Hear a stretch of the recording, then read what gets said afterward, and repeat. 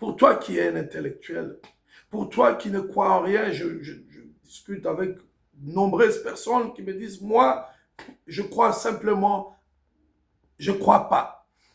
Je ne suis pas, moi, je ne suis pas athée et je pense que chacun vient avec sa philosophie. Mais je vous assure, il y a un Dieu.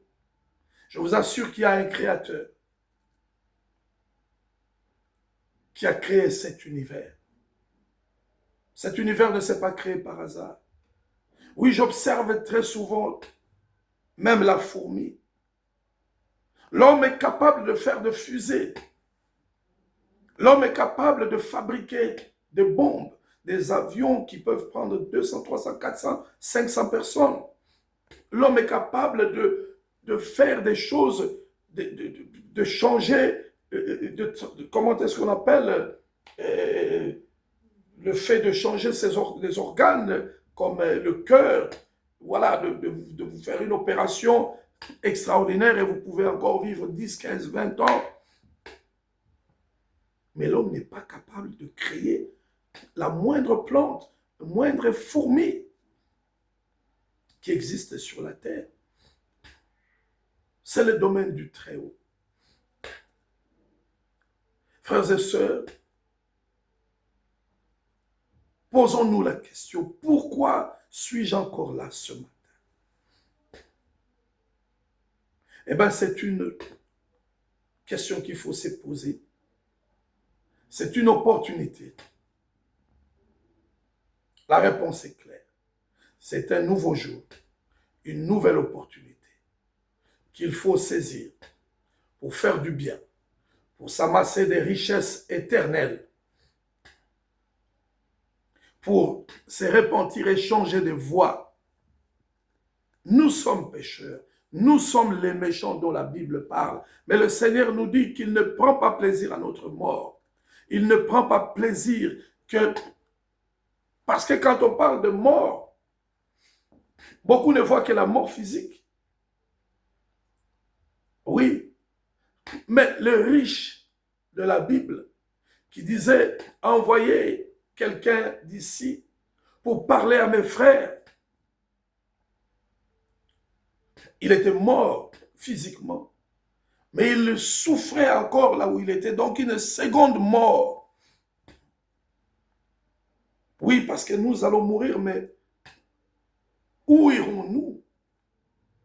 Serons-nous dans la perdition ou serons-nous dans la gloire avec le Seigneur? Serons-nous dans la perdition? Serons-nous dans cet environnement ténébreux, dans cet environnement lugubre, dans cette souffrance qui est décrite? Ou serons-nous dans la gloire avec le Seigneur?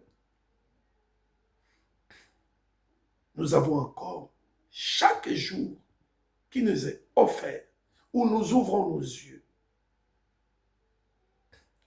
Remettons-nous en question, réexaminons nos voies,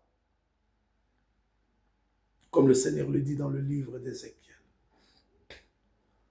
Pourquoi suis-je encore là ce matin? J'ose croire que ce message tombera dans une terre fertile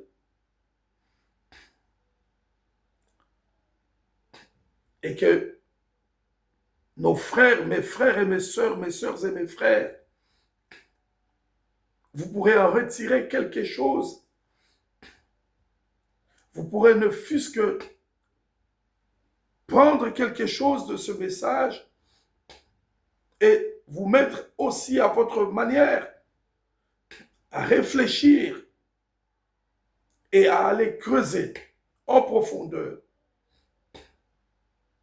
pour connaître la raison, comme j'ai dit, de notre présence encore aujourd'hui. Alors que beaucoup de vos frères, de vos sœurs, de vos parents, des connaissances ne sont plus avec nous, n'ont plus cette opportunité. La vie, comme j'ai dit, c'est comme la fête foraine. Vous avez des balles, plus vous gagnez, plus vous avez des balles et vous essayez de toucher la cible pour gagner, remporter des prix. Et plus nous vivons, plus notre existence se prolonge sur cette terre. Ça ne doit pas être comme l'existence d'un animal ou d'une plante, mais ça doit être une existence bien remplie où nous avons fait suffisamment de bien qui pourront nous poursuivre, nous suivre dans l'au-delà, où nous serons un jour dans la gloire, dans la félicité. Les biens matériels, c'est bien. Je ne dis pas qu'il ne faut pas en avoir, mais je dis que la Bible nous dit, choisissons plus de nous enrichir avec des richesses qui sont impérissables et incorruptibles. Je vous salue et je demande au Seigneur de vous soutenir, de vous ouvrir les yeux, de vous ouvrir le cœur, d'aider ceux qui sont dans les difficultés. Je prie pour ceux qui sont dans les difficultés. Je prie pour ceux qui sont malades.